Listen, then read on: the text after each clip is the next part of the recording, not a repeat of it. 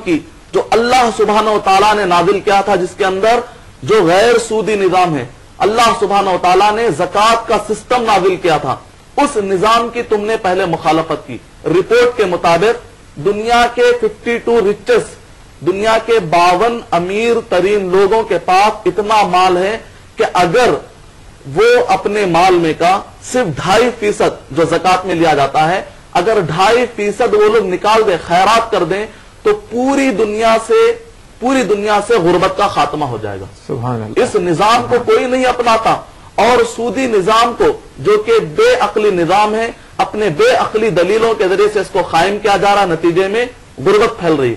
और जो कुछ भी गुर्बत फैली है उसका पूरा सिरा और उसकी पूरे जिम्मेदार वो लोग हैं जो सूदी निजाम को प्रमोट कर रहे हैं और ज़कात के निजाम को दुनिया में प्रमोट नहीं कर रहे हैं। तो ऐसे वक्त पर अब फैमिली प्लानिंग का जो मसला आ रहा है कि गरीब लोग इस तरफ जो मायल हो रहे हैं, तो ऐसे वक्त पर जिन्होंने गुर्बत को कायम किया है उनकी जिम्मेदारी है कि वो लोग इस मसले का हल दें। जहां तक इस्लाम में तो अल्हम्दुलिल्लाह हल मौजूद है, लेकिन हम हल लेना नहीं चाहते।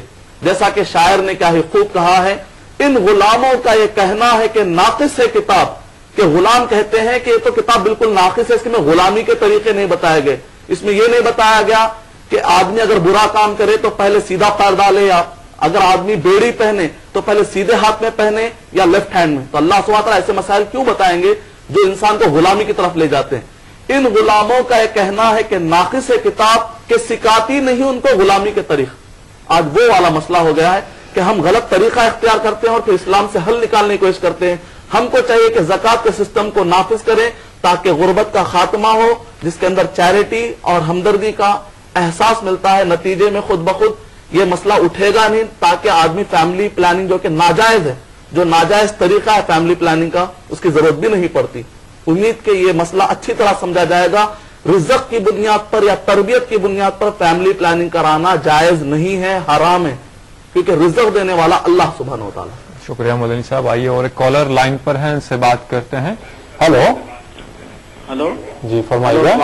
वालेकुम अस्सलाम व रहमतुल्लाहि व बरकातहू। बालनगर से मोहम्मद मुकरम बोल रहा हूँ। बालनगर से हैदराबाद, बालनगर यहाँ हैदराबाद। जी साहब, आप अपने टीवी का वॉल्यूम कम कर दीजिएगा मेहरबानी। हेलो हेलो जी, अपना सवाल बताइए। हेलो जी, सवाल बताइए। मौलाना अभी फरमाए थे जी कि जैसा कि माँ को जान का डर है जी, तो उसको ऑपरेशन कराना जायज है जी। ऐसा आजकल साइंस तरक्की कर चुकी है। जी जी। तो माँ के पेट में यानी कि 3 महीने प्रेग्नेंट रहने के बाद, 4 महीने प्रेग्नेंट रहने के बाद जी, तो आजकल डॉक्टर्स ऐसा बोल रहे जैसा कि बच्चे को भी कुछ नुकसान है जी, तो उसको अबॉर्शन करा दो बोल के। जी। तो ऐसे में जायज है कि अबॉर्शन करा सकते क्या बच्चे, जैसे हैंडीकैप पैदा होने के जो अंदेशा रहता है। जी जी। तो इससे कुछ मालूम करना चाह रहा हूँ। बेहतर, बहुत बहुत शुक्रिया, आपने हमें कॉल किया। आपके सवाल का जवाब यकीनन दिया जाएगा। मदनी साहब, माँ की जान को खतरा हो तो अबॉर्शन या ऑपरेशन का हुक्म या इजाजत इस्लाम की रो से या मजहब की रो से मिल जाती है कि आजकल जैसे माहौल की वजह से या मिस कैरेज की वजह से या मिस हैंडलिंग की वजह से, किसी भी वजह से बच्चे जो बराबर होते हैं तो उनकी कोई हालत नाकिस होती है, कोई आज़ा कम बनते हैं, कोई वजह होती है जिसकी वजह से डॉक्टर राय मशवरा देते हैं कि ये बच्चा पैदा होगा तो मुकम्मल नहीं होगा, किसी तरह का नुक्स इसके साथ रहेगा। तो इस सूरत में क्या फैमिली प्लानिंग या अबॉर्शन वगैरह करवाया जा सकता है या नहीं? वालेकुम अस्सलाम व रहमतुल्लाहि व बरकातुहू। अबॉर्शन की जो जायज मैंने शक्लें बतलाई उसमें तो ये है कि माँ की जान को खतरा हो या फिर ऐसी बीमारी का खदशा हो जिसको फिका डॉक्टरों ने, मोतबर डॉक्टरों ने कहा है कि जानलेवा बीमारी औरत को लायक हो सकती है, तो वो तो जायज है। अलबत्ता बच्चा, जैसा कि आज अल्ट्रासोनिक सिस्टम के जरिए से या जिस तरीके से भी मालूम किया जा रहा है कि बच्चा जो पेट में रहमे मादर में है, जनीन की शक्ल में है, तो ऐसे वक्त पर वो बच्चे की खिलकत मुशव्वा है, यानी कि बिगड़ी हुई है, या ये कि जब बच्चा पैदा होगा तो वो हैंडीकैप रहेगा, आंख से मादूर रहेगा, या फिर ये कि वो पैर की जानिब या जिस्म के फला हिस्से पर वो कमजोर है या नाकिसुल खिलकत है, इन सारी शक्लों में एबॉर्शन कराना नाजायज है। जैसे बच्चा पैदा हो गया, मिसाल के तौर पर बच्चा पैदा हो चुका और पैदा हो जाने के बाद आपको मालूम हुआ कि बच्चा अंधा है या बच्चा पैर से मादूर है, तो क्या उस बच्चे को कत्ल करेंगे आप? बिल्कुल नहीं कत्ल कर सकते। तो जिस तरह पैदा होने के बाद कत्ल करना गुनाह है, बिल्कुल उसी तरीके से गुनाह ये लिखा जाएगा जबकि रहमे मादर में जो बच्चे को मार दिया जाए, दोनों का गुनाह बराबर है। तो इस वजह से इसकी इजाजत नहीं मिल सकती।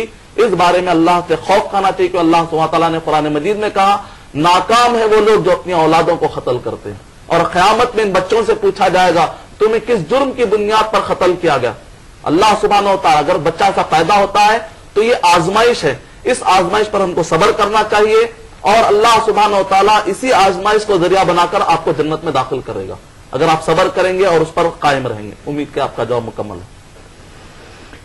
साहब एक SMS लेते हैं, वहीदा मोहतरमा ने लिखा है, अगर बीवी को यकीन है कि इसके जिस्मानी खूबसूरती कम होने पर शौहर कहीं और चला जाए तो क्या दोनों बर्थ कंट्रोल कर सकता है? ये बात तो है कि हुस्न हमेशा बाकी नहीं रहता है, चढ़ती धूप की तरह है और फिर उतर जाता है। तो यहाँ मसला आया है हुस्न का, तो हुस्न को बनाए रखने के लिए बर्थ कंट्रोल कहाँ तक जायज है? वालेकुम अस्सलाम व रहमतुल्लाहि व बरकातुहू। जिसने हुस्न दिया है, अल्लाह सुब्हानहू तआला इस हुस्न के पैदा करने वाले हैं और अल्लाह सुब्हानहू तआला इस बात पर कादिर हैं कि इस हुस्न और खूबसूरती को बर्बाद कर दे।